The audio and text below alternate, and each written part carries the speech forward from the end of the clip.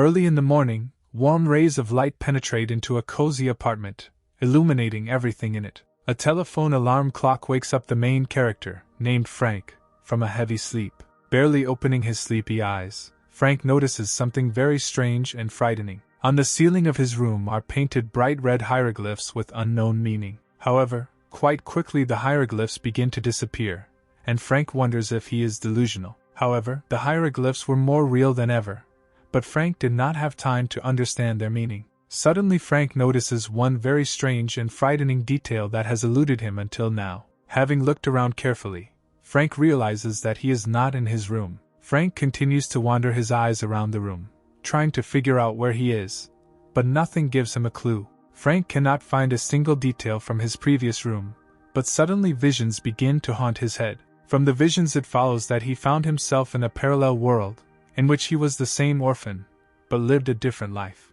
His age and face have not changed, but in this world he received care, passed exams and entered a top university. But after that he decided to work as an ordinary salesman. However, the main cause of concern for Frank remains the mysterious hieroglyphs that were inscribed on the wall. Frank saw nothing in the memories of his new self that would clarify this event. Suddenly, Frank's thoughts are interrupted by a gentle female voice, affectionately calling him by his nickname Zaya. The source of the voice turns out to be a terribly beautiful young girl dressed in a short shirt. Frank can't believe his eyes, asking himself when he got married in a parallel universe. Frank's wife sits next to him on the bed, inviting him to go eat. Frank goes through the options of addressing the woman he loves in his thoughts, trying to choose one of them. Deciding to call her by her first name, Frank decides to test his new self's memory to find some information about his wife. However, after going through all possible memories in his memory, he cannot find absolutely nothing about his wife. Turning in her direction, he notices that she is looking at him with an empty, chilling gaze and asks her who she is. Suddenly the beautiful girl's body begins to distort, transforming into something disgusting. But during these terrible metamorphoses she asks a strange question in a creepy voice about whether he can see her. Frank tells her that his brain seems to be overloaded, and that's why he's imagining things. Frank's wife turns into a terrible monster, growling the phrase that he can see her. Frank is paralyzed with shock and horror and silently looks at the monster, which, after a short pause, jerks his head off. A split second later, Frank wakes up in bed again, screaming in fear. Wiping cold sweat from his forehead, Frank tries to understand what kind of dream it was and whether he is alive now. However, looking up, he again discovers those same hieroglyphs on the wall. Frank, convinced that he died and somehow returned there, suggests that there is a clue hidden in these hieroglyphs. Also, after his death, Frank discovered several new memories from his past life, from which it follows that in his past he never saw any wife, and always lived alone. Frank realizes that there is some meaning in his wife's phrase that he sees her, and he must at all costs not let her find out that he sees her. However, during Frank's thoughts, the door to his room begins to slowly open again under the influence of thin, pale fingers. The wife comes into the room again, repeating word for word her greeting and the offer to go eat, but Frank decides to pretend that he doesn't see her. Frank sits down on the bed and begins to look down intensely, but his wife crawls up to him, trying to look into his eyes. Suddenly, the girl's neck turns 180 degrees, and she looks at Frank with the same creepy look, saying that now it's her turn. Frank is frightened by giving himself away, and his wife asks him in an otherworldly voice why he decided to play against the rules. After this, the wife repeats the already familiar phrase that he sees her, and chuckles, wrapping her long tongue around Frank's face. In a split second, Frank's head is violently torn from his body, and the entire room is splattered with blood. Frank wakes up in his bed again, wishing his wife dead out of anger. Frank holds his head, trying to come to his senses, trying to answer his questions about whether he is in a time loop, and why, after death, he starts over again. Frank understands that his wife needs to make sure he can see her, so he takes out his phone so he can look at it and not be distracted by her. Half a minute later, the wife reappears in the room with the usual greeting, but this time she is interested in why Frank is looking at other girls. The girl sits close to Frank, sarcastically saying that he somehow holds the phone too close. However, fortunately for Frank, this does not give her evidence that he can see her. Frank tries to concentrate, mentally saying that clinging to a man like that is a forbidden technique. Having gathered his strength, the main character continues to switch the video on his phone. However, after a few switches, he comes across a video of his bed, on which his wife is lying, and asks Frank if he can see everything clearly. Frank is frightened by this unexpected turn and recoils, throwing the phone on the bed. Behind him, his wife reappears, now convinced that Frank can see her. Frank decides not to give up, and after cursing at her, turns around to deal her a powerful blow with his fist. However, the transformed wife deftly dodges the blow, weightlessly jumping to the side. At the same second, she sinks her razor-sharp teeth into Frank's hand, biting it clean off. Lying on the floor and bleeding, Frank promises himself to try to escape next time, slowly dying. Frank continued his attempts, but his wife managed to surprise him every time and prove to himself that he saw her. On the 8th time, he tried to escape through the window, but they were blocked. After 10 attempts, Frank decided to try to enjoy it and not hide from his wife. However, the outcome was always the same, and his wife always turned out to be a monster who mercilessly ate him. Frank lost track of time after his 13th death, remembering only new details about this world that emerged to him during each new rebirth. The essence of this world was beyond Frank's understanding, and he still had questions. Frank did not understand what kind of creature his wife was, and also did not know whether there were other entities like her in this world. However, 18 deaths later, he vowed that she must die so that he could save himself. During all this time,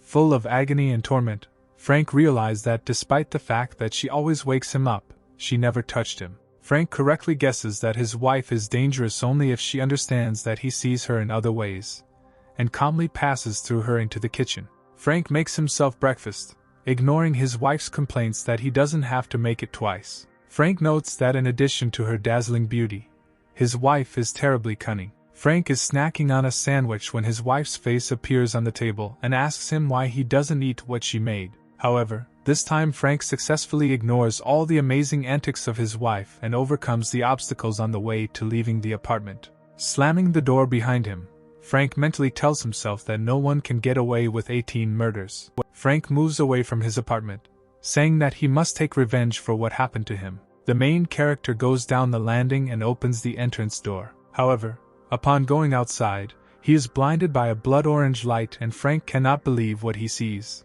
An otherworldly world appears before Frank, full of strange and creepy creatures floating in the air. Frank bursts out laughing, unable to comprehend the terrible reality in which he finds himself. However, quite quickly the short-term madness is replaced by severe nausea and Frank begins to vomit right on the asphalt. Suddenly a little girl approaches him, asking him if he is sick and how he is feeling. Frank looks painfully tired at the child and puts his hand on her head, gently stroking her, saying that everything is fine with him. The child's face suddenly transforms into some kind of scary face, and she repeats the already memorized phrase that he sees her. Before Frank's eyes, the girl turns into a huge monster, which raises a huge bone knife over him. Frank starts laughing madly again, saying that he really liked her at first. While the monster begins to strike, Frank understands that there are incredibly many such monsters in this world, so he doesn't have to worry about the possibility of dying. A huge cleaver reaches the hero,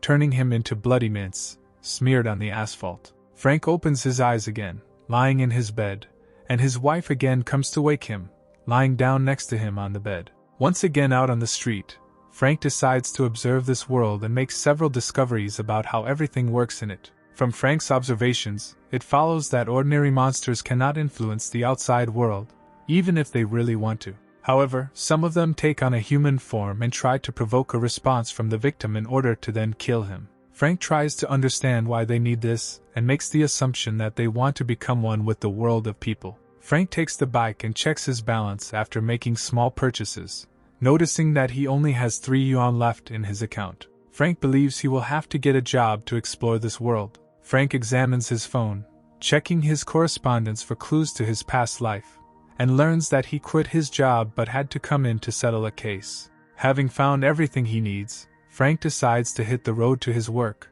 hoping to find additional clues there. Arriving at the place, Frank discovers a building that is not at all what he expected to see. According to Frank, there should have been a sales office here, but he arrived at the Sanshan Psychiatric Hospital. Frank decides to investigate the situation, but in the process he receives a phone call from which an unfamiliar voice begins to swear at him. Having settled matters with abstract excuses and saying that he is not comfortable talking right now, Frank hangs up and continues his research. Frank remembers that there used to be Beiluo Academy here, and now a psychiatric hospital has appeared on this site from somewhere. Frank decides to move on, noting that despite the creepiness of this place, he is incredibly interested in what is happening. Suddenly, Frank is lightly pushed by something invisible, causing him to stumble back a little. Frank notices that something soft touched him and tries to feel it in the air. Suddenly, a woman's breast materializes in front of him, which he unknowingly touched. A second later, Frank's cheek is burned by a strong slap in the face, which he receives from the owner of this same woman's breast. Suddenly a young girl appears in front of him and promises to sue him, calling him a pervert. Frank looks up and sees Beiluo Academy in front of him, instead of a mental hospital. However, with concentration, Frank begins to see the other world again, but now there are some changes in it. Frank can now see both the academy and the mental hospital as if they were superimposed on each other. Frank touches the walls of the academy, and his hand passes through them freely, as if through air. Frank is scared of what might happen and worries about whether real people can see what he does. However, deciding that the interest in what is happening outweighs the possible costs, he pulls himself together and walks through the ghostly wall. Frank finds himself in dark corridors, stained with blood and emitting eerie sounds from their dark corners. Frank examines the assembly hall, the dining room and the toilet without finding a soul, but after a short search he comes across a room in which there is a heavy smell of blood.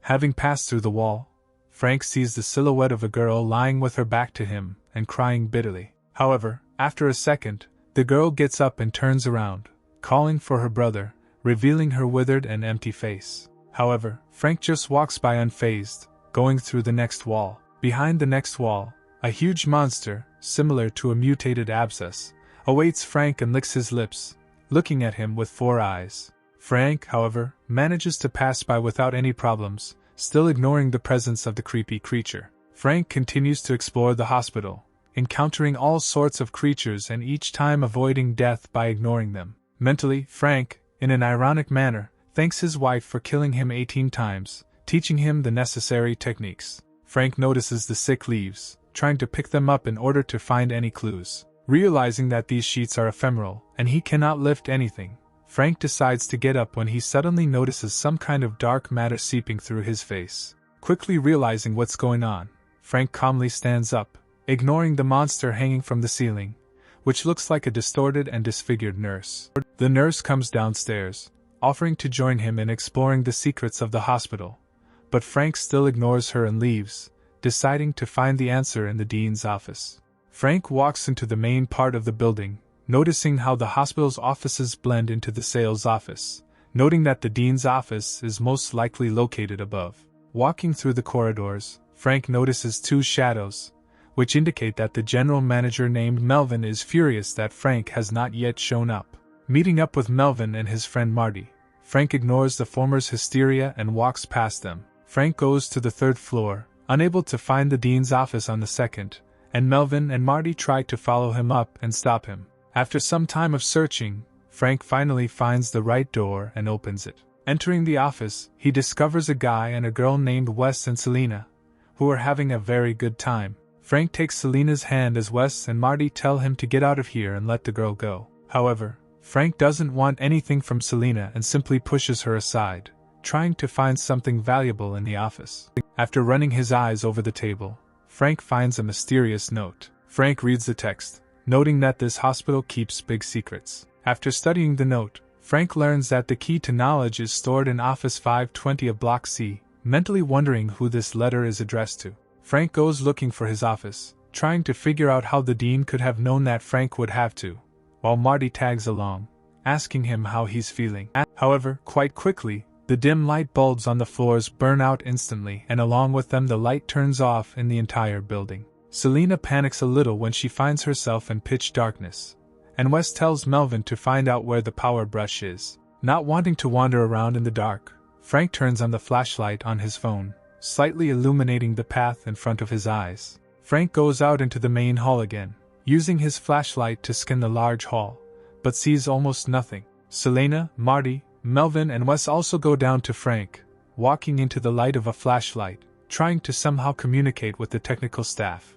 Wes states that, based on his abilities and position, he has access to more than others can imagine. He adds that the absence of a mobile phone signal, voltage and electricity can only indicate one thing. According to Wes, their entire group somehow ended up in a forbidden area. One of the employees is lamenting that he has lost all his unsaved work progress, which will take a very long time to restore. A guard named Flynn asks the others if they are okay, to which they answer in the affirmative, after which he announces that he is going to go check the plugs in the shields. The rest of the workers take out their phones to also light their way in the dark. The crowd begins to get a little nervous, irritated and panicked by the lack of communication and news about the return of electricity. Frank asks Wes what this zone he's talking about is all about. The crowd begins to panic more after hearing the words about the restricted area, whispering anxiously and lashing out at each other. Wes decides to stop the rising panic and shouts to everyone to shut up. He continues to speak, saying in a serious tone that he will now say vital things that everyone needs to learn. Wes explains that the supernatural exists in this world, and the so-called Forbidden Zone is the realm of these forces, which can be understood as subspace. The crowd notices that Flynn's guard has been gone for 3 minutes, to which Wes timidly suggests that he has encountered otherworldly beings. Melvin approaches Wes and asks him what they should do, to which he replies that they need to figure out a way to get out alive. Suddenly, Frank notices a dim light hovering near the ceiling and emitting a dark aura. A familiar chill creeps through Frank, and he realizes that otherworldly forces are already here. Frank tells the people that they are already here, but she excitedly tries to clarify what exactly he means. The employees begin to panic again, nervously telling Frank that he is lying, but he suddenly notices the disappearance of an employee named Stella. He asks the others where she went, but no one can answer him, because everyone saw her literally just next to them. Stella's friend tries to feel for her friend in the dark, but all she can grasp is heavy air. Wes turns to Frank, asking him if he has seen what otherworldly creatures look like, to which he replies that he only noticed Stella's disappearance. The employees are frightened by the fact that Frank remains surprisingly calm, despite the eerie situation. Wes notes that Frank is not at all afraid of otherworldly creatures and asks him if he is an Esper. Frank asks again in confusion, to which Wes explains that an Esper is a person with paranormal abilities, and the best way to defeat these creatures is to use these abilities to the maximum.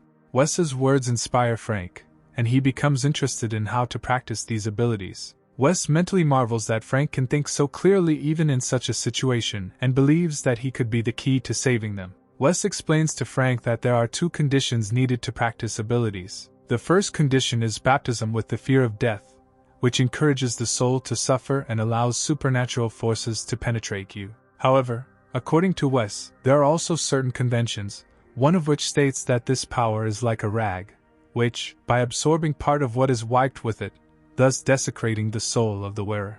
Frank thinks about the prospects and weighs all the possibilities that may appear before him. Frank understands that both his wife and all the monsters on the streets are just an illusion that he cannot touch just like that, but if they burst into reality, they will be able to immediately kill people. However, this also means that if he can touch them and receive their power, then he will be able to destroy them all, and especially will have the long-awaited opportunity to take revenge on his beloved wife for everything she did to him. While thinking, Frank does not notice how another employee named Tad is abducted by otherworldly creatures. Wes yells at the crowd again, ordering them to calm down so as not to invite more of them here. Selena begins to cry, telling Wes that she is very afraid and does not want to disappear. Frank interrupts the couple's discussions with the phrase that this happens once every 2 to 3 minutes. He clarifies that after a man disappears, the timer until the next one is 3 minutes, and after a woman disappears, 2 minutes. Frank says that based on this data, there are no more than 3 minutes left until the next disappearance. Frank begins to walk into the darkness, and Marty asks him where he was going, to which he replies that he went to look for a way out. Frank replies that there are only 9 of them left, which means in about 20 minutes everyone will be dead if they stay here. Wes shouts after Frank about how an ordinary person can know something about this, but he is interrupted mid-sentence. Frank looks at Wes, mentally telling him to shut up, and says that if he says one more word about this, he will kill him himself. Sometime later, Frank and Marty are combing the dark corridors, trying to find a way out. Suddenly, at the end of the corridor, a dim greenish light begins to shine, the same as in the hospital. Before Frank's eyes, the floor under his feet begins to transform, and Marty frightenedly clings to him, asking him to wait. A few seconds pass and they find themselves in the corridors of the Sanshan Psychiatric Hospital. Marty asks Frank why they suddenly ended up in a mental hospital from some horror movie, causing Frank's surprise. Frank studies the walls and realizes that the subspace of the hospital and its reality have become one, and therefore its inhabitants too. Frank opens the room and sees blood-spattered walls and clothes that belong to the disappeared people. Frank guesses what happened and tells Marty that office workers have a slim figure and a body mass index within the normal range. To Marty's nervous question, Frank sums it up by saying that the monster ate women in 2 minutes and men in 3. Frank says that most of the monsters are locked in the chambers, but if a door was opened somewhere, they were able to escape. But during all this time they did not encounter anyone. Frank examines the clothes, noticing that they are quite clean, and there is blood only at the cut sites, which means they used something sharp. Frank assumes that the most likely case will be one of the medical staff, and in his head he remembers the sound of a scalpel cutting the air. Frank puts all his guesses together, suggesting that this could be the creepy nurse he encountered earlier. Suddenly, from the darkness of the corridors, some noise and whispers begin to be heard again, and the space around them begins to change again. A group of survivors emerge from the darkness, no longer sure whether they are in the premises of their building. Melvin notices Frank and Marty, and asks them how they ended up here and if they found any traces of the missing persons. Selena notices a pool of blood and becomes very frightened, screaming loudly in horror. Wes notices the bloody clothes, wondering out loud that the owners must have been eaten. Selena clings to Wes, telling him that she is very scared and wants to go home. Wes tells Frank that they will follow him, but he stares intently at his phone. Frank looks up from the timer, telling everyone that the time has come. Wes and Selena do not understand him, asking him again about what the time has come for. Suddenly, the nurse's black hair, like oil, which Frank already knew, begins to hang behind them. Wes and Selena turn around and notice a nurse quickly crawling along the ceiling. Without thinking twice, the nurse jumps from the ceiling to the floor, next to Selena and Wes. While running away, Wes pushes Selena, and she asks him for help, holding his jacket pleadingly. However, Wes throws Selena, forcing him to let go, and runs away ahead of the rest of the group. Selena asks Wes not to leave her, but the nurse is already hovering over her. Selena reaches out to Frank and Marty, calling for help, but the main characters do nothing, watching as the nurse holds a scalpel to Selena's throat. Having fallen on Selena, the nurse decides not to torture the poor girl and gives her a quick death, killing her with one blow. However, as soon as Selena stops showing signs of life, the nurse indulges in her angry impulses and inflicts dozens of blows on her lifeless body with a scalpel. Frank notices that the nurse does not show any interest in them, but continues to deal with the body. The nurse, meanwhile, having played enough with the scalpel, begins to devour Selena's body. Frank realizes that cannibalism is an instinct and not a way to kill her victims, and decides to stick around and study the nurse better. Frank approaches the nurse, observing how her body behaves during the meal. Frank swings his fist and punches the captivated nurse in the back of the head with all his might. From the blow, Frank's fist breaks into blood, and the nurse acts as if she didn't notice anything. Frank realizes that all monsters have such power that a person cannot resist them, so the only way to finish off these creatures is to become an Esper. Frank continues to stand by the nurse, telling Marty that she has a strange way of killing, but while she is eating the victim, she is safest. Marty tells Frank that she is already finishing her food, to which he replies that Selena has large breasts, so she will eat them longer than others. Frank remembers the words that to gain strength you need to let supernatural energy into your soul. Frank looks for an open spot on the nurse's body and notices that part of her thigh is exposed. Frank lightly slaps the nurse on the thigh, trying to determine what the effect will be. Marty tells Frank that he could not imagine this, even after the most perverted adult films, recommending that he move away. Frank tells Marty that he wants to stay a little longer, and if he wants, he can leave now. Marty thinks for a while, then says everything to hell and agrees to stay. Marty carefully approaches the nurse, who is engrossed in her meal, and sits down next to Frank. Marty also places his hand on the nurse's thigh, gently touching her skin. Marty feels a piercing cold coming from the nurse and asks Frank if he feels anything, to which he receives a negative answer. Marty notes that he would never have believed that it was the first time he touched a woman's thigh, saying that it was soft. Frank tells Marty that they have a minute and a half left, so they need to run. Frank goes into the timer app and sets it for exactly 1.5 minutes. After that, he takes off, shouting to Marty that it's time to run away from here. Marty asks Frank if he's sure this is the best idea or if he's been here before. However, after a split second, the nurse catches up with our heroes, quickly moving behind them along the ceiling. Frank tries to figure out why she changed her strategy, and quickly figures out that Selena had breast implants. However, at the same moment, the nurse delivers a precise blow, completely cutting off Frank's head. Having woken up, Frank expresses the hope that there will be no silicone in heaven, and finds himself next to a nurse finishing Selena. Frank is surprised that the day is not reset from the very beginning, but given the mistakes of the past, he decides not to hesitate.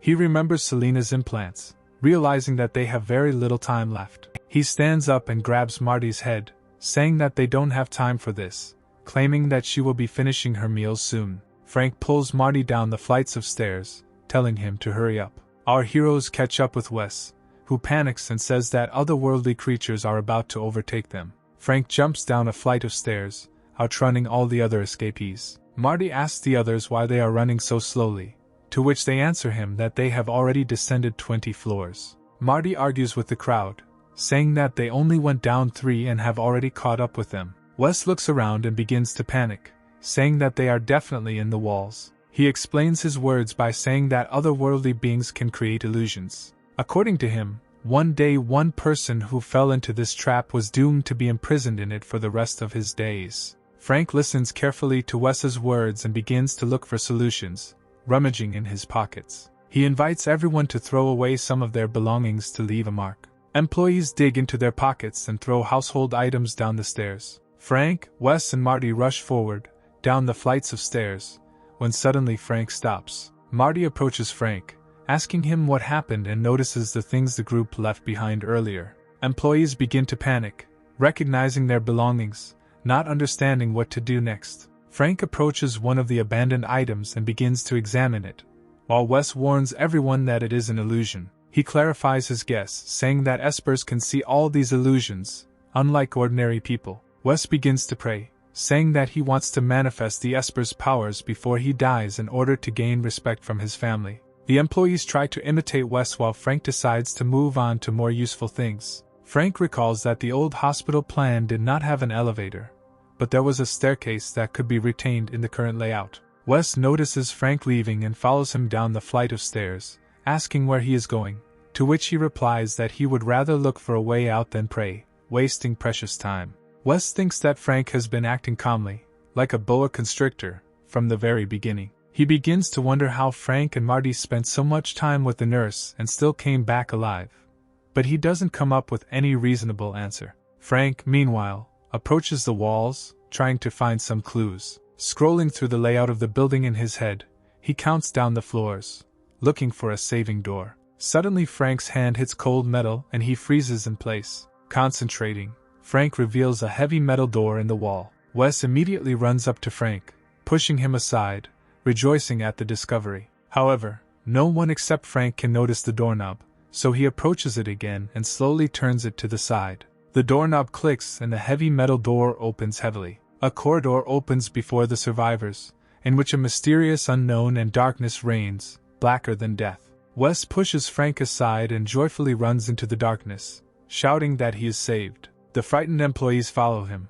not paying attention to the standing Frank. One of the employees pokes his head into Frank and Marty's back and asks why they are standing still, to which Frank mentally notes that he does not want to be the last when the nurse goes hunting again. Wes suddenly stops the other survivors and they stop in their tracks and freeze. Before their eyes, already gradually accustomed to the darkness, a fork appears without any signs. The employees talk to each other, inviting each other to go and check one of the options, but no one decides to go into the darkness. Frank smoothly joins the crowd and begins to look around while others whisper to each other, looking at him. The crowd begins to ask Frank which path he will take, adding that if he found this door, he will find a way out. Some of the employees can't stand it and start shouting, telling Frank not to put on airs and tell him where to go. However, Frank indifferently replies that he doesn't care about them and isn't particularly worried about the nurse. Frank mentally adds that to him they are just meat. He slowly walks into the right corridor, mentally reasoning that at the moment the nurse is invincible. From his reasoning it follows that in order to get out, someone will definitely have to sacrifice themselves. After some time, the sound of limbs quickly moving across the ceiling begins to clearly reach the survivors, forcing them to immediately run away. Frank notes to himself that the nurse is already here, and she emerges from the darkness, quickly pursuing Melvin. The nurse gets closer and closer to the survivors, choosing the slowest of them all as a target. The last one to escape is Melvin, so he decides to resort to the most pathetic of actions. Having gained strength, he grabs his colleague by the collar and throws him to the floor behind him, leaving him to be torn to pieces by the nurse. The unfortunate guy only has time to shout Melvin's name, and at the same instant the nurse cuts off his head with a well-timed blow. Frank notices this act, noting how quickly humanity has fallen in such a situation, mentally wondering if there is a difference between Melvin and the nurse after his act. The nurse begins to cut up and devour the body of the murdered man again, so Frank calmly approaches her. Marty looks for Frank among the fleeing people and turns around, again surprised by what he sees. Frank sits next to the nurse again, slowly touching and squeezing her thigh and calves, trying to figure out how to gain otherworldly powers. Marty sits down next to Frank again, asking him for permission to touch the monster's thighs. After silent agreement, Marty begins to greedily paw at the nurse's feet, saying that her skin feels like crystal. Frank mentally chuckles at what a strange day it is, after which they walk away, and he already asks Marty out loud if he is afraid that the nurse might have killed him then. Marty replies that although the chances of death are great, together with Frank he will most likely survive. Meanwhile, all the survivors arrive at the mess hall and Wes says that the mess halls always have an emergency exit. Melvin approaches Wes, asking where the exit is, to which he replies that he will find it soon, but one of his colleagues beats him to it, running up to the wooden door. Wes stops his colleague, saying that he will go to investigate first, in fact rejoicing that he will be the first to escape, leaving the others behind. Another corridor appears before Wes, who opened the door, and the rest of the survivors. As they move through it, Frank notes that the oppressive atmosphere begins to fall on their shoulders more and more. Having gone to the end and opened the treasure door, everyone discovers that they are in a dead end from which there is no way out. Frank understands that he should have chosen the left corridor at the fork and estimates how many more people must die in order to get there in time. He understands that there is no time to return and a considerable part will not be able to escape. Moving away from the others, he is annoyed that he cannot roll back to the nurse on his own. The crowd begins to blame Frank for leading them into a dead end, causing a dark smile to appear on his face. Marty shames the crowd by telling the survivors that they themselves asked Frank to make a choice, and now they blame him for all the troubles. Melvin says they trusted Frank's choice, but didn't expect it to be wrong. He adds that Frank not only violated their trust, but also led to certain death. Wes distracts everyone from the quarrel by saying that the monster only attacks one person at a time, so they have a few minutes between attacks. According to him, it is necessary to choose a victim and try to escape, after which Wes pushes Frank, saying that he should be this victim. Marty yells at Wes, asking him what the hell he's doing and demanding that he let him go. One of the employees offers Melvin to help Frank, but he stops her. Marty captures Wes, preventing him from restraining Frank by yelling at him. Wes curses Marty and calls Melvin for help, who immediately runs to the rescue. Melvin leans on Marty, forcefully dragging him away from Wes and throwing him to the ground. Marty calls Wes scum while Melvin pins him to the ground, preventing him from freeing himself. Their fight and quarrel is interrupted by the loud knock of a metal door at the end of the corridor. The crowd tries to figure out who closed it, but Frank is on the other side of the door. Wes, Melvin, Marty, and one of the employees look at him, dumbfounded, while the employee, closing her eyes, convinces herself not to look at what is about to happen. Frank says that he always thought that he could not show feelings for people, but he did not suspect that these monsters would be so interesting. Frank thanks the survivors for piqued his interest in the creatures, promising that next time things will be different. He says that he will thank them for everything, and at that very moment the nurse blows his head off with a blow of a scalpel. The survivors kick down the door and run out of the hallway as the nurse begins to fuss with Frank. Marty cries and runs to Frank's corpse, saying that he will never leave him. Wes runs away and decides to look back, after which he freezes in place in horror. Marty holds the severed head of Frank, who, with his last breath, smiles and tells everyone to wait for his return. Frank travels back in time to the moment he first touched the nurse's thighs. He takes Marty by the shoulder and says that he needs to run because there is no time left, answering the silent question with a phrase about implants. Frank quickly breaks into a run, thinking through his plan of action, and catches up with the employees running up the stairs. In the usual manner, Frank jumps several flights of stairs and ends up in front of the rest of the group. Frank immediately begins to go further down, not paying attention to the surprised survivors, while Marty again asks them the question of why they are running so slowly. While the crowd is again saying the same thing as before, Frank continues to go down, counting down the floors. Having found the right place, he reveals the metal door again, immediately opening it. Wes and Marty are surprised at how quickly Frank found a way out of this situation and follow him. The group comes to a fork in the road again, and Wes tells Frank that he will follow him. He adds that he will give Frank $5 million if he gets him out of here. Frank looks at the timer, realizing there is 1 minute left, and tells Wes that he still has some work to do here. Wes asks Frank what his business is, but Frank interrupts him with a kick to the groin. Wes writhes in pain and falls to his knees as Frank mockingly laughs at him. Wes wheezes at Frank, telling him that he will answer for this, writhing in unbearable pain. Melvin asks Frank why he did this, to which Frank replies that the monster is so fast that it would take him less than a minute to kill them, so he did them a favor by sacrificing Wes. Melvin, Marty, and another employee mull over the idea, and everyone except Melvin agrees with him. However, Frank did not plan to ignore Melvin's past actions and also hits him in the groin. Melvin's face contorts into a grimace of excruciating pain, and he also falls to the ground. Frank looks at Melvin, grimly informing him that he must die. The employee asks Frank why he popped Melvin and Wes balloons, because that's enough for that. Frank decides not to go into detail, and says he did it just in case. Marty is encouraged by Frank's behavior, saying that he is the coolest. Some employees begin to whisper, wondering what they should do if he pulls some nonsense again. Meanwhile, Frank moves on and says that if they go right, they will die, and if they choose the left corridor, they will live. The employees ask Frank why he doesn't take the left path first. Frank replies that everyone else has 10 seconds to escape while he needs the nurse's thigh. The employees are surprised by this answer, but Marty, on the contrary, rejoices at this news and comes closer to him and expresses a desire to stay.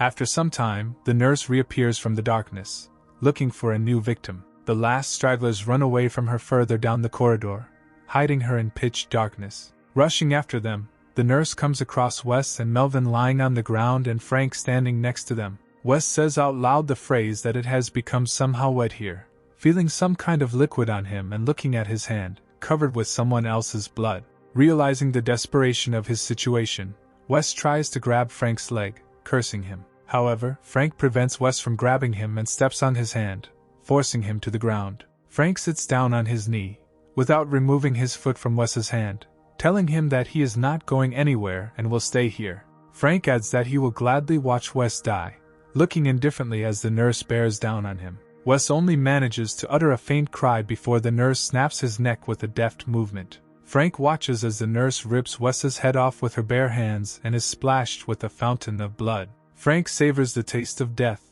straightening his hair and enjoying the way the nurse cuts up Wes' body. Frank's heart begins to ache, and he remembers his wife, hoping that one day she will die in his arms. Frank sits down next to the nurse again, placing his hands on her hips as he continues to try to feel her strength. The employees look dumbfounded at Frank's behavior, telling each other that they don't believe that he really sat down to paw the monster. Frank looks at Marty, remembering how he desperately wanted to choose with him and did not abandon him in any situation. Frank gets to his feet and motions for Marty to join, but to others he appears in a rather creepy guise. The employees run away, calling him a scary monster, and Marty remains standing in place, frozen in fear. Frank snaps out of his ominous trance and sobers up his mind, noticing that, apparently, after 20 deaths, his mind is starting to become cloudy. According to his reasoning, he completely stopped feeling empathy for people. Frank looks at Marty, realizing that he is unlikely to regain his humanity.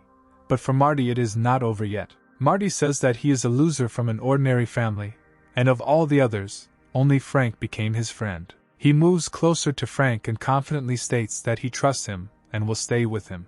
Marty also adds that Frank looks like he has become some kind of animal, to which Frank responds only with sad silence. Stepping over Wes's severed head, Marty sits next to Frank and touches his thigh again. The heroes continue to study the monster's hip, when suddenly Marty asks Frank why he attacked Wes. Frank tells him that this creature runs much faster than people, so when they had to sacrifice someone in order to gain time, most likely everyone would choose Frank and Marty, because they don't care about them.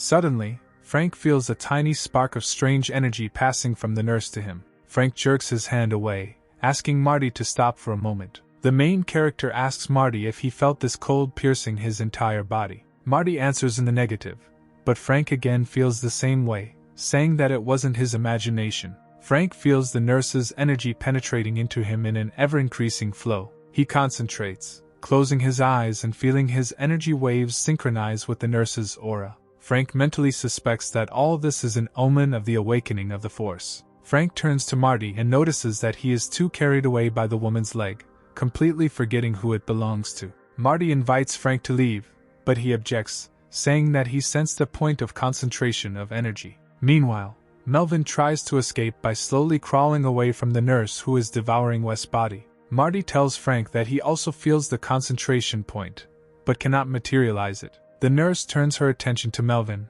beginning to rip his limbs off. Having finished him off, she again begins to prepare for the meal, licking Melvin's lifeless head. Frank says that since Melvin is very fat, they still have a little time before they have to get out of here. Frank again focuses on the nurse's energy, and allows the otherworldly forces to slowly penetrate him. Frank feels the nurse's power enveloping her, passing through her entire body. Power fills his heart, entering his soul, and Frank realizes that the soul itself is amorphous, but he can give it shape.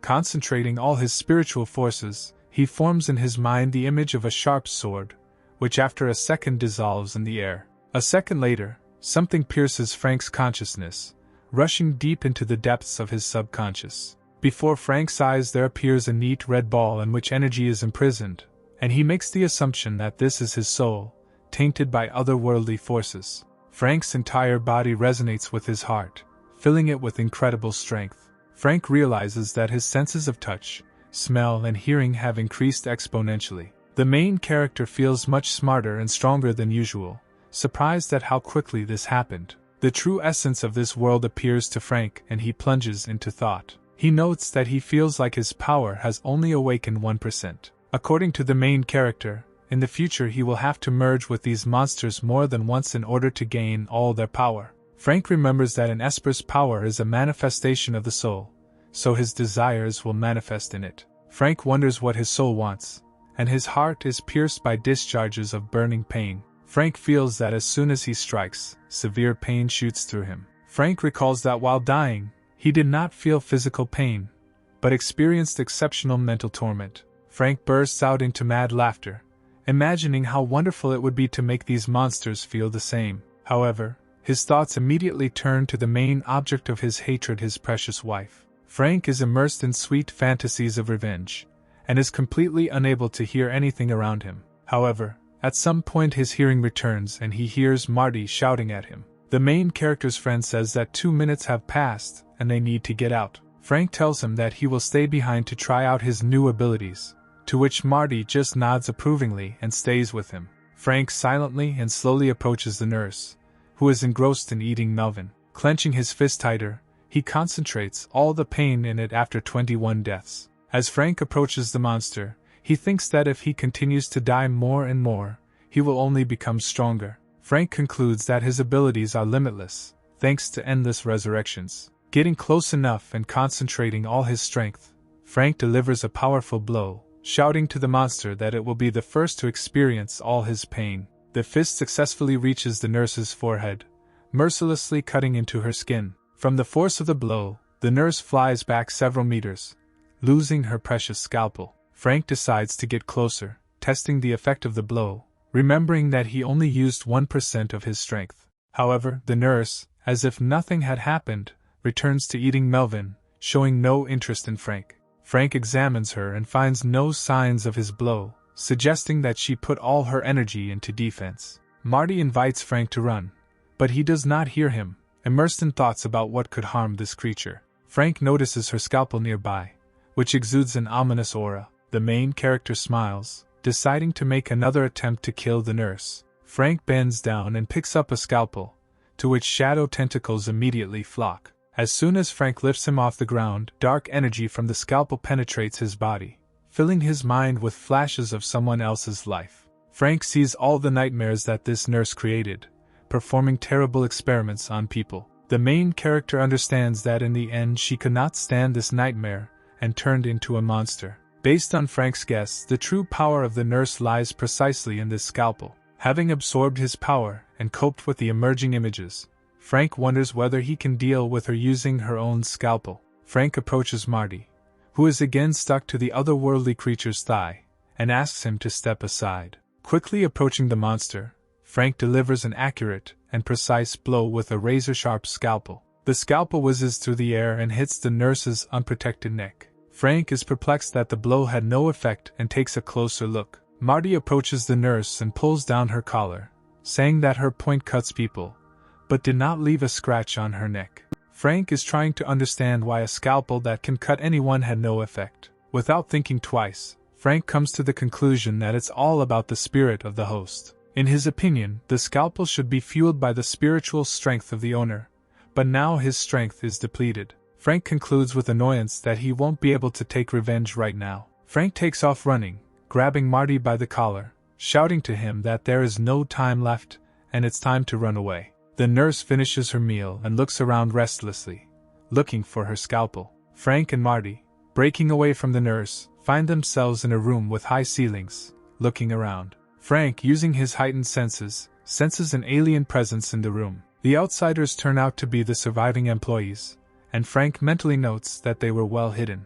Marty looks around and notices 4 doors, asking Frank which one they need. The surviving employees come into the light and are happy that Frank and Marty are okay, asking for their help. Marty scolds the survivors, saying that they are only capable of running, but are always waiting for instructions from Frank. Frank considers all possible options and concludes that the solution in this situation is quite simple. According to Frank, everyone should go through one of the doors. One of the employees says that time is running out, and spending it checking every door would not be the best solution. Frank, however, decides not to engage in pointless discussions and invites them to do whatever they want, leaving through one of the doors. A few seconds later, the familiar sounds of a nurse approaching are heard from the corridor, and the staff are amazed at how quickly she dealt with 2 people. Frank mentally guesses that the reason for this strange behavior is the theft of her scalpel. After thinking a little, Frank chooses one of the doors and opens it, inviting the others to run after him.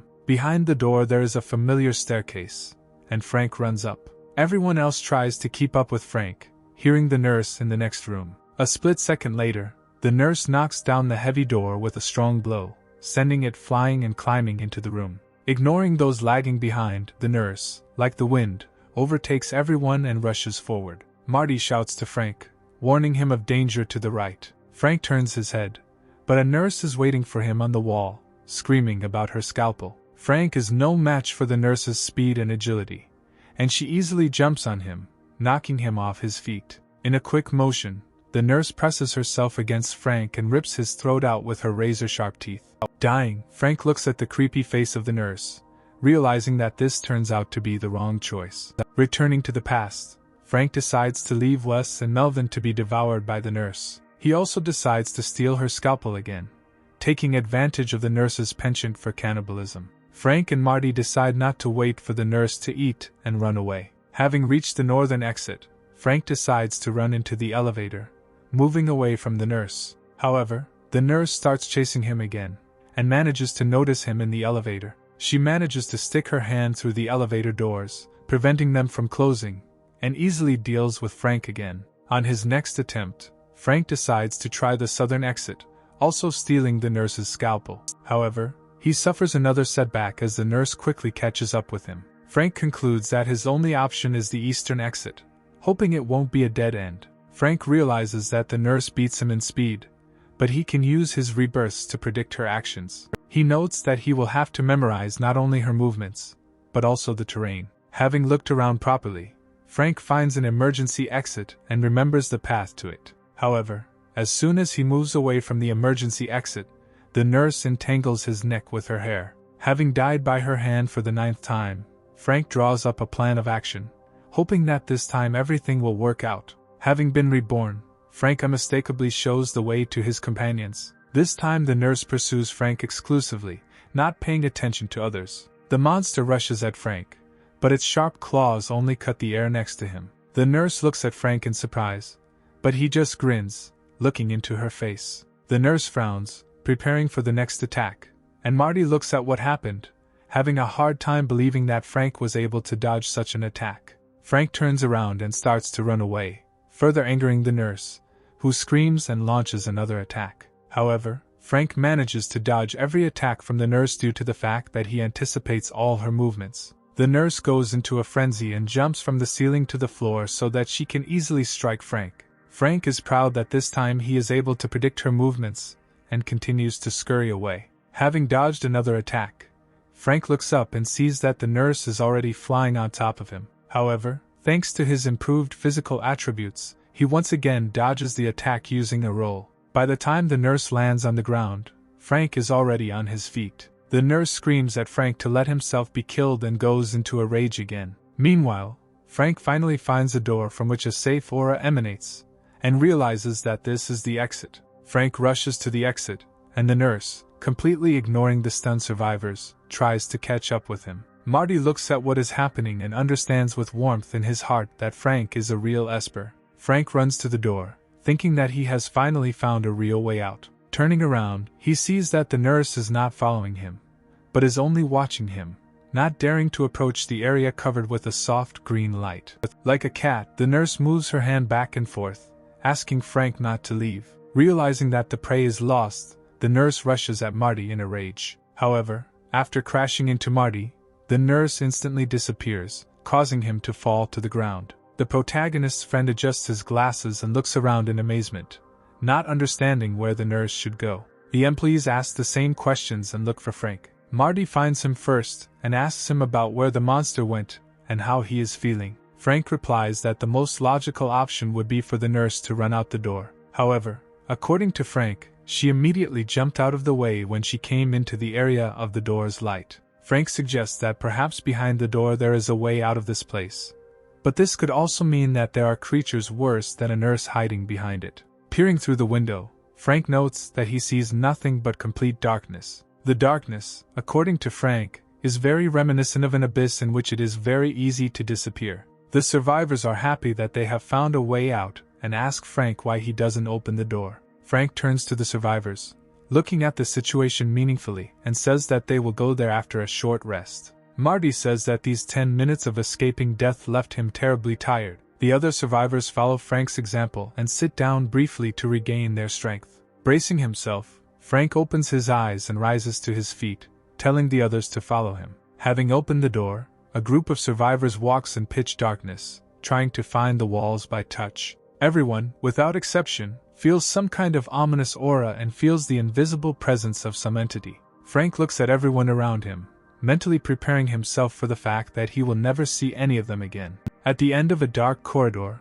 a group of survivors stumbles upon another door, behind which small lights can be seen. Frank senses something wrong, suspecting that there is some danger lurking behind this door. Marty asks Frank if this path is safe, to which he replies that they have no choice. Frank is the first to step out the door, and finds himself in a strange place, feeling very unusual. Contrary to the expectations of the protagonist, despite the feeling of an ominous presence, nothing has happened to him yet. Frank tries to shout something, but cannot even hear the sound of his voice. Frank notes that the entire path is shrouded in continuous darkness, so he can only go forward. The main character is already losing track of time, when suddenly a small hole appears in front of him in the pitch darkness. Frank approaches the exit and ends up right at the academy gates. Not believing what is happening, Frank looks around, trying to figure out if he really got out. However, the illusion soon dissipates, and he finds himself among a group of survivors who find themselves in the park. All employees look around and joyfully ask each other if they managed to get out of this nightmare. Marty asks Frank if they can reach them here, to which he responds in the negative, saying that they are all still at the hospital. Suddenly a disturbing thought strikes Frank and he looks around nervously again. Frank realizes that he does not see the psychiatric hospital, like all otherworldly inhabitants. Marty approaches Frank, telling him that he is very tired and wants to go home. He adds that no matter what, they will have to return to work tomorrow. Frank asks Marty about his intentions, and he repeats to him that they are all expected at work tomorrow. A shocking thought once again pierces Frank's anxious mind. Frank realizes that he has lost the ability to see all otherworldly inhabitants. The main character runs away in a panic, attracting the attention of Marty, who asks him where he is going. Frank continues to nervously look around the city and realize that everything has disappeared. Frank thinks that he can accept that the hospital evaporated and he got away with it. One much more important problem for Frank is the inability to take revenge on otherworldly creatures,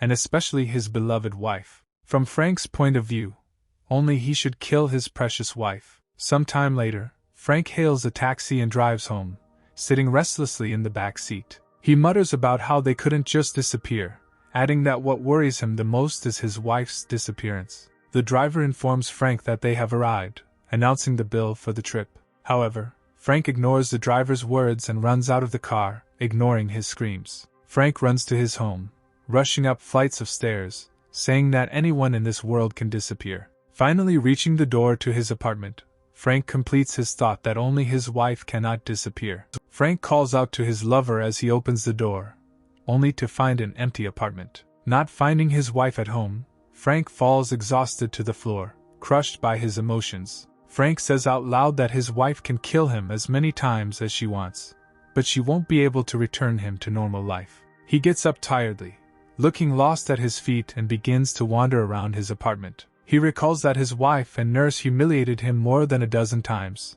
and only hatred of them supported him all this time. Frank vows that he will find a way to take revenge and make them feel all the suffering he experienced. However, their disappearance leaves an irreparable mark on Frank's soul, since now he will not be able to fill the emptiness within himself. Frank lifelessly opens his eyes, not understanding what he now needs to live for. He turns on his side and receives an incoming call, in which he is told that the academy burned down yesterday. Frank immediately gets out of bed, turning on the latest news program on his phone. The program says that yesterday at 7 o'clock in the evening there was an uncontrolled fire at the academy, and lists the dead, among whom is Frank's name. Frank bursts into manic laughter, saying that his mind is racing with the thought that he, too, is dead. From Frank's point of view, this means that all is not lost, which means he knows that this is just another ploy. Very quickly his thoughts switch to his beloved wife, and he again finds himself in a cheerful mood. Frank looks at the ceiling and promises that he will meet his wife again soon. Frank's thoughts are interrupted by a swarm of messages from Melvin,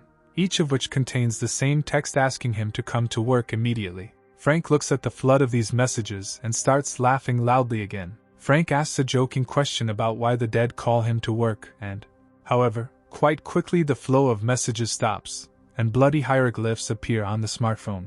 A split second later, a small red spirit in the shape of a human eye bursts out of the phone. The spirit demands that Frank immediately go to work, but the main character grabs him with his hand. Frank praises the spirit's creativity, but asks not to break his phone, otherwise he will crush it. The eye evaporates in Frank's hands and he realizes that it was just another illusion. Frank puts the phone in his pocket, and goes outside to grab his bike to go to work. Having reached the place of work, Frank looks at the remains of the building, trying to understand where he can find clues. Frank concludes that the building has burned to the ground, but some information can still be gleaned. Entering the main room, Frank meets all the employees who were listed as dead. Selena runs up to him first, telling him that he arrived very early today. Suddenly, Frank decides to touch Selena's breasts, and asks her if her size is real, to which she only flirtatiously asks him to stop. Moving away from Selena, Frank climbs the stairs and meets Marty, who greets him anxiously. Frank returns the greeting and calmly asks Marty where Melvin is. Marty gives Frank directions, saying that Melvin is in his office now. Frank notes that everyone here looks too alive for the dead, wondering what really happened here. Walking into Melvin's office, Frank is met with a torrent of insults and questions about why he came so late. However, the main character ignores the attacks in his direction, asking Melvin where his bonus is. Melvin is surprised that Frank has the nerve to talk about the bonus, to which the main character says that Melvin annoys him even from the other world. Frank's eyes become bloodshot, and he begins to shout at Frank that he shouldn't talk to him like that. According to Melvin, he is the most alive, despite Frank's hopes. However, the stream of abuse from Melvin's mouth is abruptly interrupted by a precise blow with a scalpel. Frank slits Melvin's throat and pushes him forward, watching his bulky body fall to the floor. Frank looks contentedly at the writhing Melvin, telling him that he is already dead. Suddenly, Frank notices that all the employees got up from their jobs and fell into some kind of trance. Frank approaches Marty and waves his hand in front of his eyes, trying to bring him to his senses. However, Marty's face begins to distort right before Frank's eyes, and his eyes begin to squeeze out of their sockets. Frank looks on calmly, asking what's left of Marty if he's finished his transformation. Frank takes up his trusty scalpel and says he will stop this madness. Frank rushes into battle, quickly dealing fatal blows to all of the altered personnel. Frank looks wearily at all the dead creatures, asking them what they would say in advance when they have had enough. The creatures turn back into employees, filling the entire room with their blood. Suddenly the entire building collapses, and with it the illusion that has been trying to fool Frank all this time. Frank comes to his senses somewhere in the middle of the corridor, seeing Marty and other survivors in front of him, tormented by nightmares. Suddenly the corridor begins to pulsate violently, and darkness descends upon Frank again. The corridor is transformed into an ordinary school one. However, not even a few seconds later, dark energy begins to flow from it. Very quickly this energy transforms into a levitating something that looks at Frank with many eyes. The creature asks Frank how he can see through illusions, to which Frank replies that the illusions were indistinguishable from reality. However, from Frank's point of view, the creature did not take into account tactile sensations, and this is precisely what gave him away. The creature asks Frank why he is not afraid of him, to which he notes that relying only on his fear of death was a mistake. Frank adds that through all their tricks to scare him, they have ignited a fire within him that could destroy all his illusions. The creature examines Frank carefully, saying that it will remember him, calling him fearless. Frank notes that it was this creature that scared the nurse so much, believing that both the nurse and the entire hospital are one of the weakest illusions. Even though these beings can transform people, they cannot do it everywhere. Frank approaches the writhing Marty and remembers his touching words that he will follow him no matter what. After weighing the pros and cons, Frank takes a scalpel and cuts his throat to roll back time. Frank returns to the moment when they were just opening the exit door. He suggests that the surest way to overcome the illusion is lack of sleep. However, in practice, this decision did not help Frank, and he also ends up in the park, along with everyone else. Frank decides to try again, cutting his throat again with a medical scalpel. Finding himself in front of the door again, Frank realizes that they will inevitably have to go to the illusory world. Frank tries to explain to everyone what awaits them behind this door, saying that they will have to remain strong and not give in to illusions. Frank puts his hand on Marty's shoulder, declaring that only he can save everyone. He adds that Marty will be able to touch Selena as soon as they get out of here. Marty blushes and asks Frank not to pressure him with such strong statements. However, despite all the motivating speeches, no one except Frank was able to overcome his fear of illusions. Frank convinces that everyone sees their own illusion and everyone can pull themselves out of sleep only by themselves. However, Frank will still wake up Marty by calling his name. After several attempts, Frank hits Marty with his palm in an attempt to forcefully wake him up. Convinced that a simple blow does not produce results, Frank decides to try a few dozen more times. After even a blow to the groin had no effect, Frank decided to come up with another plan. Frank ends up trying the latter method and sticks a scalpel into Marty's leg. However, Marty only writhes in pain in response, after which he suddenly dies. Frank tries to figure out how to save Marty and gets lost in thought. After some time, a new plan comes to his mind, and he expresses hope that this time everything will work out. Having rolled back in time, Frank finds himself in the same corridor, but now Marty talks about his erotic dreams. The group of survivors find their way out, speeding up happily. Marty tells Frank that he will definitely find a woman's body to study as soon as they get out of here. It dawns on Frank, and he mentally concludes that despite the fact that Marty is timid and cowardly, his fear can be overcome with the help of feelings. Frank turns to Marty and asks him to turn up the volume on his phone. To a timid question, Frank replies that now they will watch his favorite film. It turns out that Marty is a big fan of adult films. Marty's favorite topic of these videos is being with the hottest teacher after school.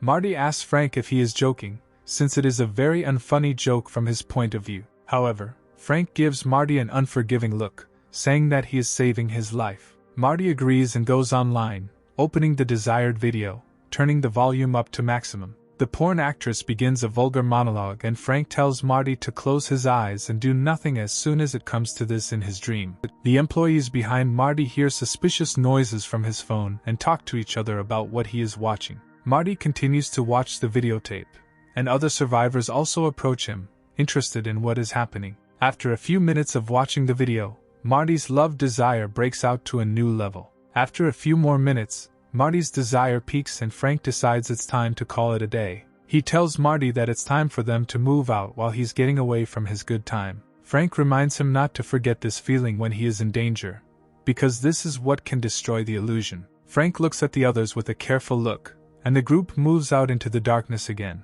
while Frank mentally notes that he even missed his wife a little.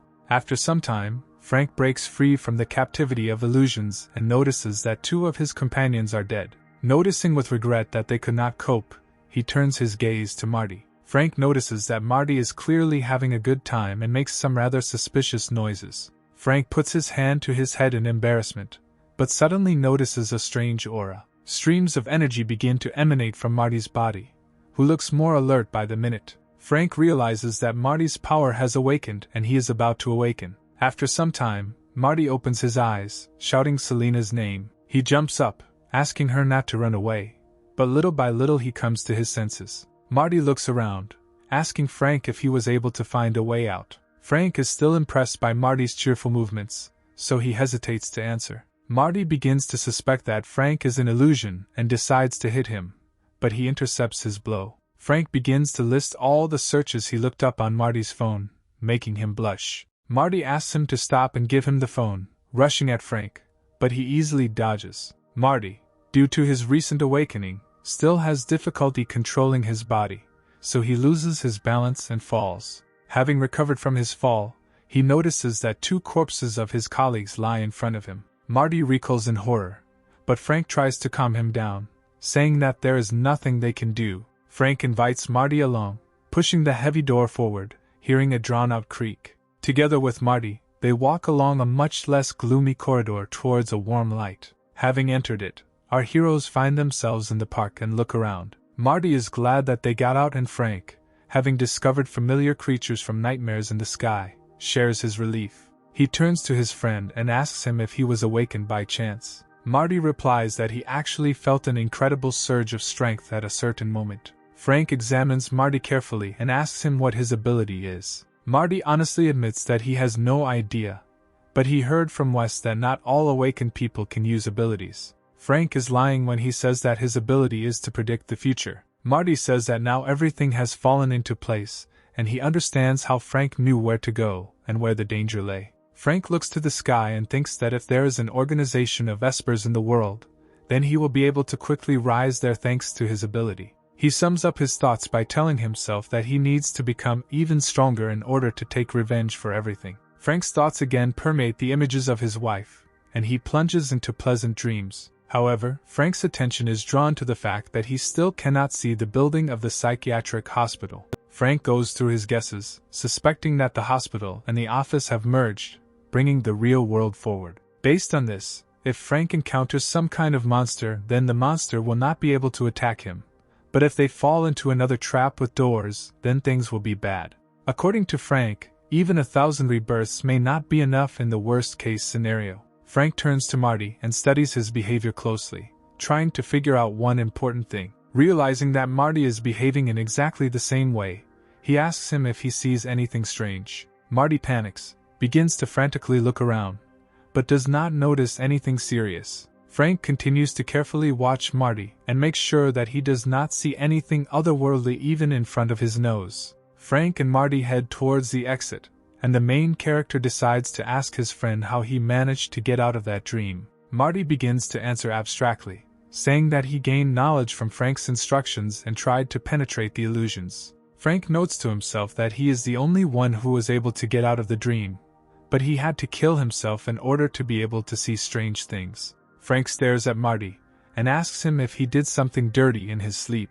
Marty blushes and begins nervously asking Frank what he means. Frank continues, begins to outline the details of Marty's behavior, causing him to twitch in shame. Marty tearfully asks Frank not to tell anyone about what he saw and hears now, to which he receives a short consent. Marty says that when he opened his eyes, he found himself alone with the teacher from that video. However, very quickly the image of the woman began to whisper frightening and evil thoughts to him. However, the woman did not loosen her grip and began to run her cold hands along Marty's torso. However, Marty remembered the trick that Frank had told him about and tried with all his might to turn his attention to something else. Frank listens to Marty's story with undisguised surprise, unable to give any comment. Thanks to Marty's efforts of will, a much more pleasant and romantic atmosphere bursts into the classroom, and instead of the teacher, the image of Selena begins to cling to Frank. The image of Selena stands defiantly at the table, beckoning him with her eyes to come closer.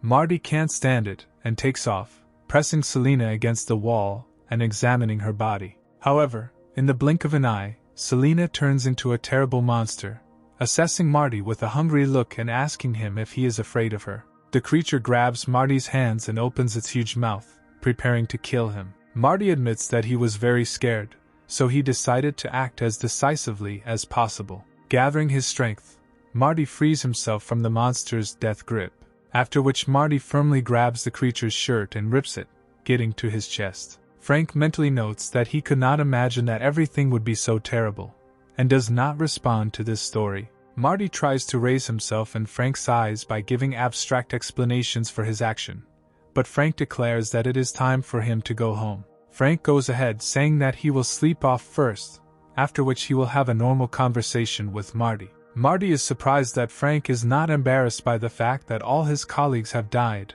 and the danger of encountering evil spirits still remains high. Frank asks Marty if he wants to report what happened to the police, to which he cannot answer. According to Frank, if there are all kinds of monsters and espers in the world, then, without a doubt, there is an organization that will soon deal with them. Frank leaves, immersed in conversations with himself, telling himself that it is time to find her. Some time passes and Frank reaches his house late at night. Frank is greeted at the door by his wife, asking him if he is back and what he wants to cook. Frank, smiling, tells her that he has finally returned home. His wife immediately gives him a creepy look from her glowing red eyes. In a languid and contented whisper, she utters the familiar phrase that Frank sees her. However, further words are interrupted by the whistling of a scalpel in the air, and the wet sound of an artery being cut. Blood begins to flow like a fountain from the neck of Frank's beloved wife, and she freezes in place, stunned. Frank happily throws punch after blow, saying that his wife is incredibly beautiful. However, suddenly the image of his wife bleeding disappears and Frank again finds himself in front of the door. He again hears the crackling light bulb hanging on the door and the light hum of the night city. Frank stands in front of the door of his own apartment, like a statue. After some time, Frank finally comes out of his stupor and asks himself whether he has really died. According to Frank, he doesn't even remember how it happened and wonders how she could have done it.